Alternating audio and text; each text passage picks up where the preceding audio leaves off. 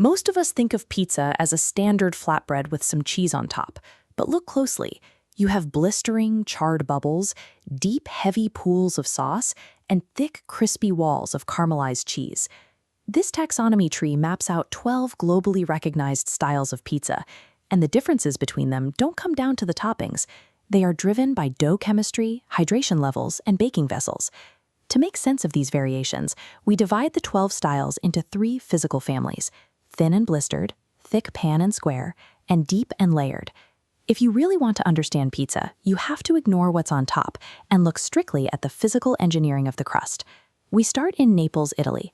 The Neapolitan pizza is the original baseline, defined by strict simplicity: exactly tomato, mozzarella, and basil. The structure of this crust relies heavily on thermal shock. The dough goes into a wood-fired oven running at massive heat and cooks in only 60 to 90 seconds. That rapid expansion creates the signature soft center and blistered, charred edges. When immigrants brought those techniques across the Atlantic, the food adapted to the pace of New York City. The pizza here was sold by the slice to pedestrians on the move, which required a large, wide format that could be easily folded. This microscopic cross-section shows how achieving that fold without the slice collapsing comes down to the flour. New York dough uses a high gluten flour and specific local water profiles to build a dense, highly elastic network. That strength is what allows the crust to be stretched thin but remain crisp enough to hold its shape. A few hours north, you'll find New Haven, a pizza. It uses a similar thin profile but is baked in coal-fired ovens, resulting in an oblong shape and a heavier char.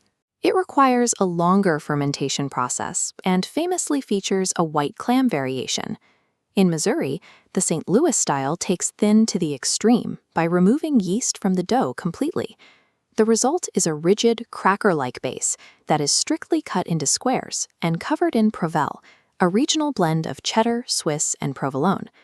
Across these variations, the thin crust family relies on intense heat and flour chemistry to balance structural integrity with a delicate crunch. Our second structural branch moves the dough off the oven floor and into a pan. That shift started in regions like Sicily, resulting in a thick, spongy, rectangular crust that resembles focaccia, topped with heavy tomato sauce and robust cheeses. When this pan technique reached Michigan, it collided with the local industrial base. Pizzerias began baking their dough in thick, rectangular blue steel drip pans sourced directly from Detroit automotive factories. Looking at this cross-section, you can see how the conductive metal and high walls of those industrial pans allow the cheese to melt all the way down the sides. It bakes directly against the hot steel, creating a thick, crystallized, crunchy border. You get a completely different result from standard residential equipment.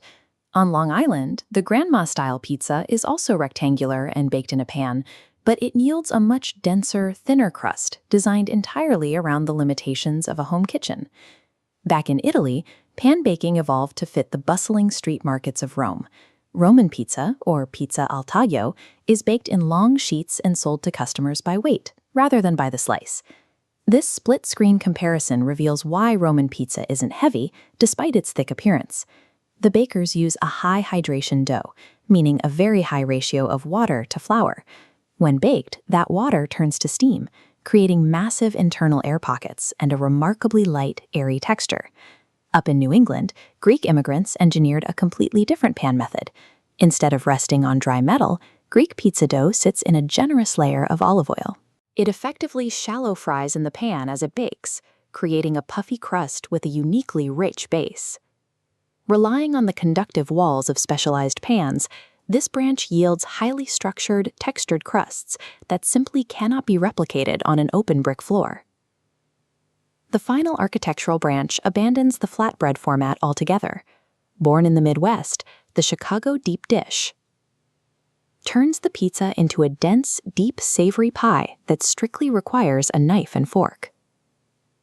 This exploded view shows the precise reverse layering engineering required because the crust is so thick. To survive a long bake time without burning, a thick layer of cheese goes directly onto the dough to protect it, followed by the toppings, and finally covered entirely by a deep pool of sauce on top. An evolution of this is the Chicago stuffed pizza.